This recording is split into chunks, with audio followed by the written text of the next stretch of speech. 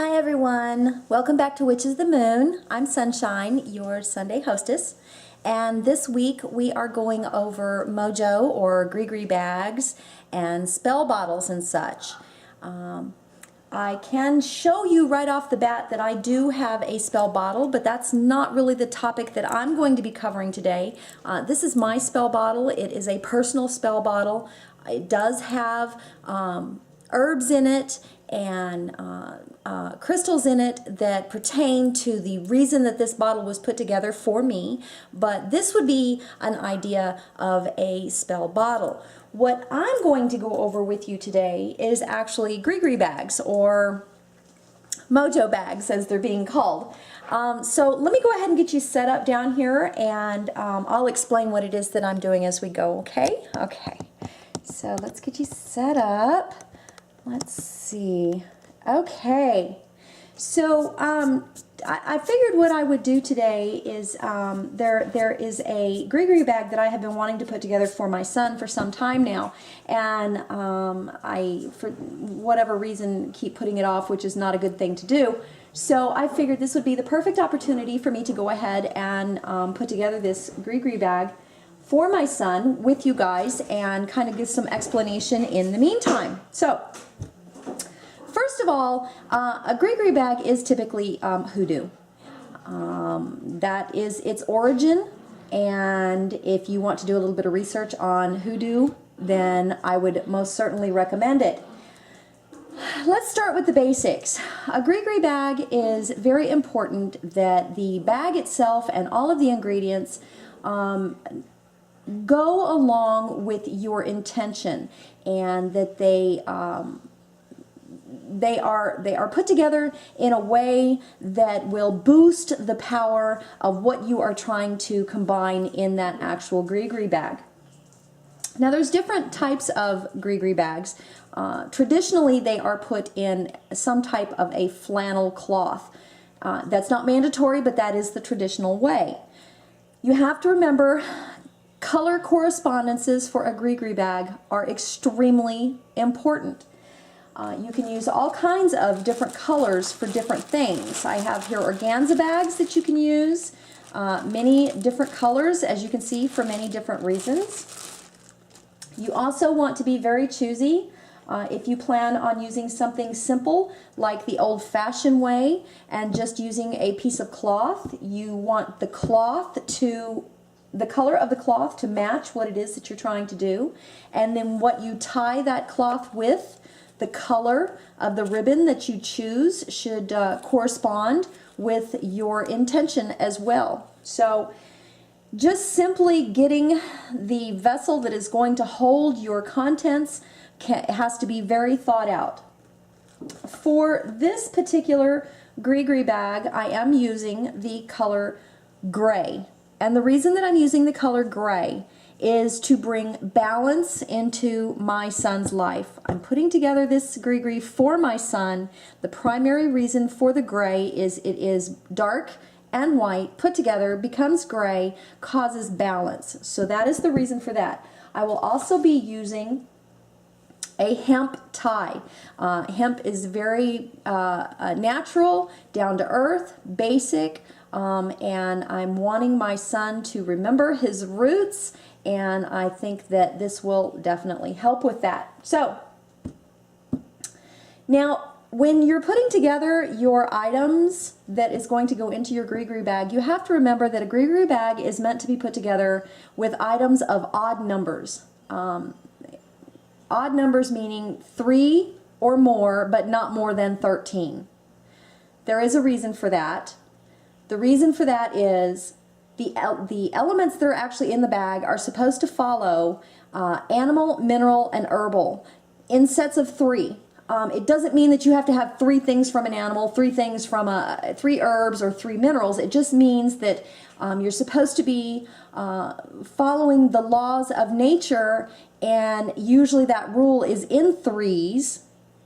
And the maximum number of 13 is so that you are not confusing the actual partition that you are trying to put together. So you want 3 or more items, no even numbers, and no more than 13. Okay, so I hope you wrote that down. Now, each one of these items, what I do is prior to putting them, or during putting them in there is, and I apologize, I had a coal going and I have just been burning it away. But the incense that I have chosen is a calming incense. Again, the purpose is for my son. So what you would do is, let's start with some herbs. We're going to put some herbs in this gree bag. And what I would do is, I have pre-chosen my herbs. This is usually something that I would work off of, typically, I guess you could say. But you're going to be cleansing everything with the incense smoke. So let's start with, I have witch's, I hope y'all can see this. I have herbs in here.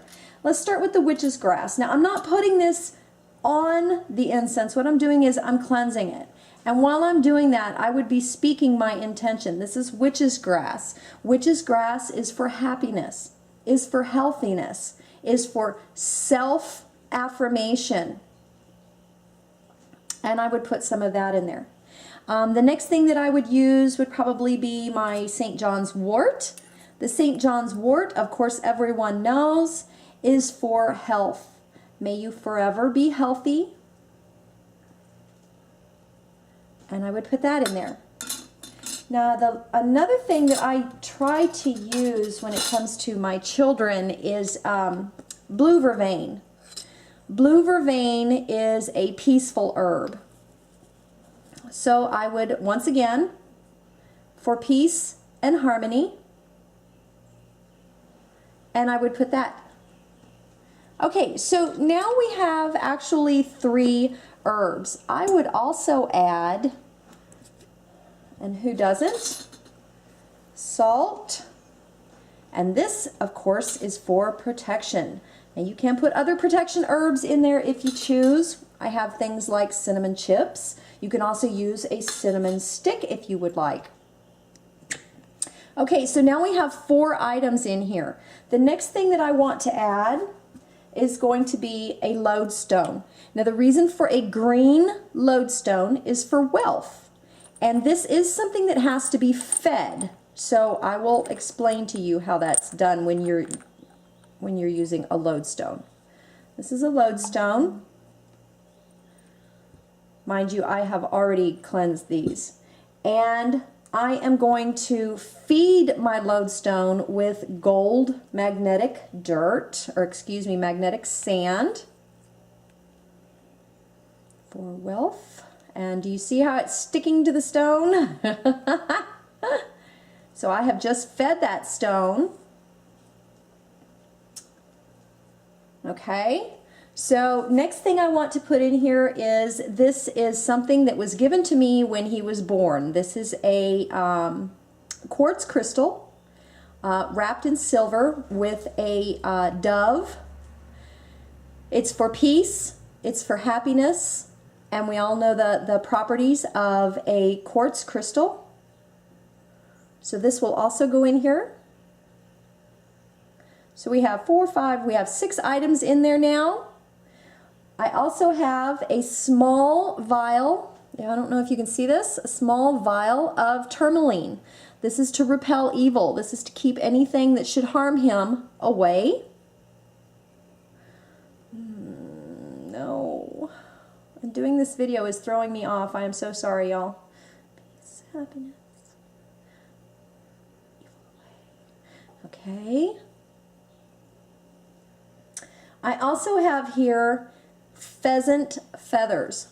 Pheasants are known to be very prolific animals. I don't have any grandkids from him, so I'm sneaking this in. Okay. Now the last thing that I want to put in here is going to be a sigil, or you would be able to write on a piece of paper what it is that you are wanting this gree to do. I have a specific sigil here that I have put together for my son. It does mean something to me. 2,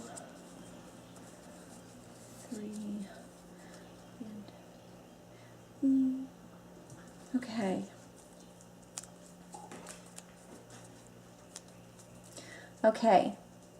So now what I want to do, I have all of my ingredients here. I should have 1, 2, 3, 4, 5, 6, 7, 8, 9 ingredients in here, which is perfect. That's the perfect number that I wanted for him.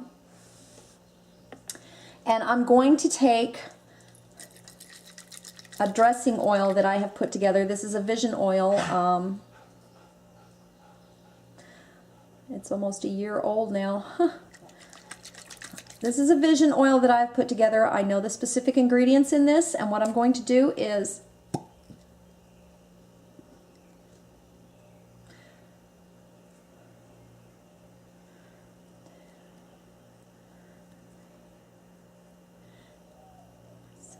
now I am actually speaking what this is going to be for, what the oil is for, and what I am intending for this gree-gree to be while I dressed the 4 corners, speaking to the 4 corners and asking them for their assistance in this gree-gree bag.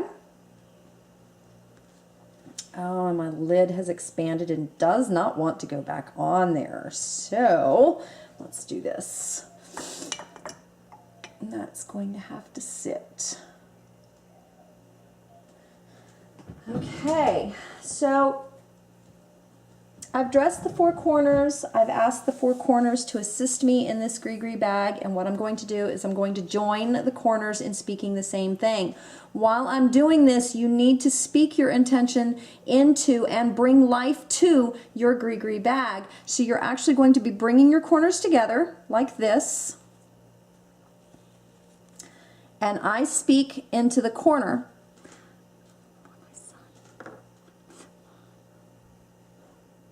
I breathe life.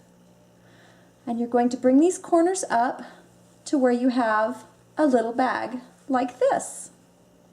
And then you're going to take your tie and you're going to wrap it around 3 times.